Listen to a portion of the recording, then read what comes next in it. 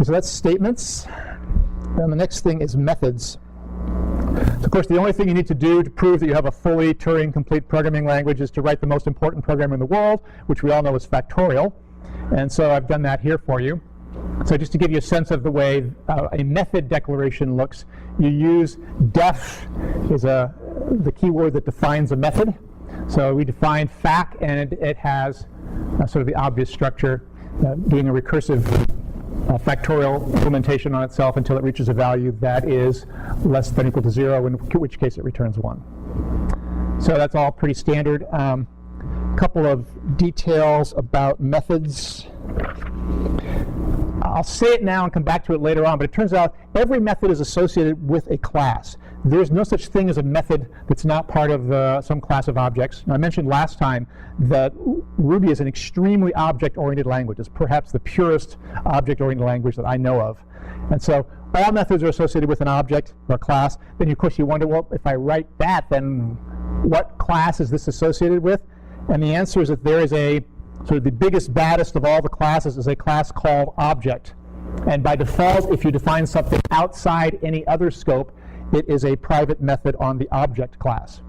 Effectively, that makes it global, by the way these various classes are implemented. But there is no such thing as a method outside a class. This one is on the object class. Methods always return values. There's no option for returning no value in a method. And it's the result of the last expression, or the last statement in the method. All statements actually have a value of some sort. Now in this example I was explicit and I used the return statement to specify the return value, but I could have left off that last, say the last return. If I just said x times fac of x minus 1, it would have computed that value and we would have returned back as the default return value, the value of the last statement.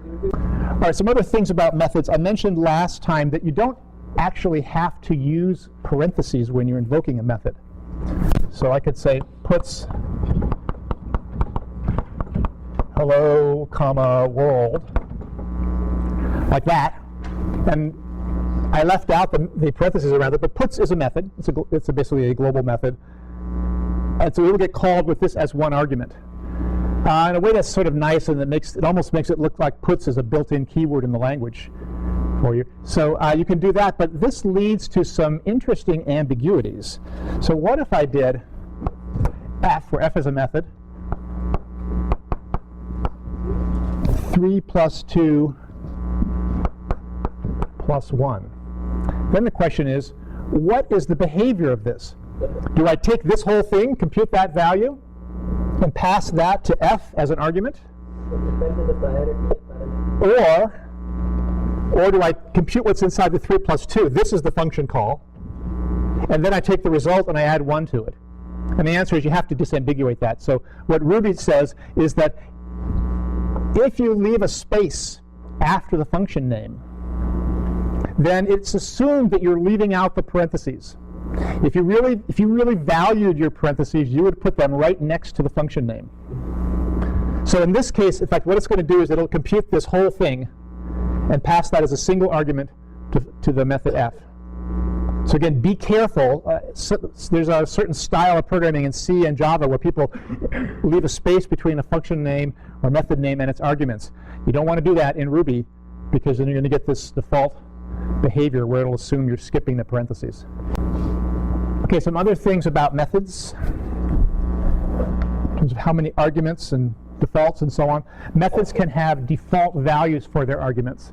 So the top example on the slide, I've defined a method inc, or increment, that takes a value to increment and an amount to add on to it. And if you leave off the amount, it'll automatically add 1. So the way you specify that is that when you're declaring the parameter to the method, you put an equal sign after it and give the default value you'd like it to have.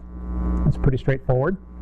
Then you can also have methods that take variable numbers of arguments. And the way this is handled is with the star notation. So this max method that you see on the bottom of the slide will take any number of arguments.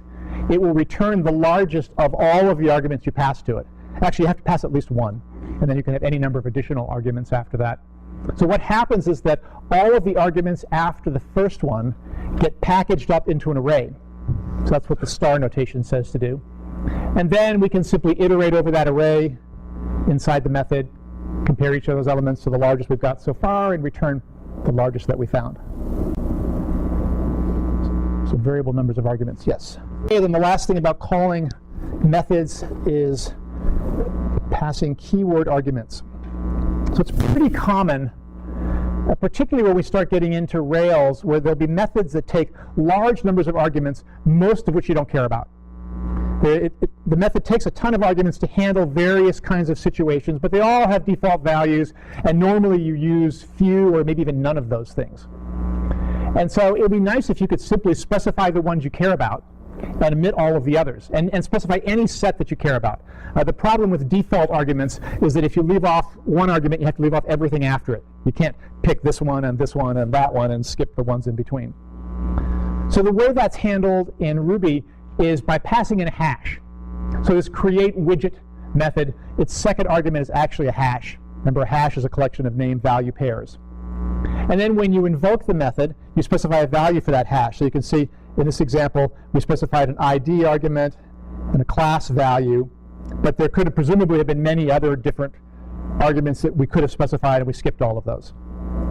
So the first form here is sort of the verbose, fully obvious way of doing it, remember, curly braces in Ruby are a way of specifying a hash object literal.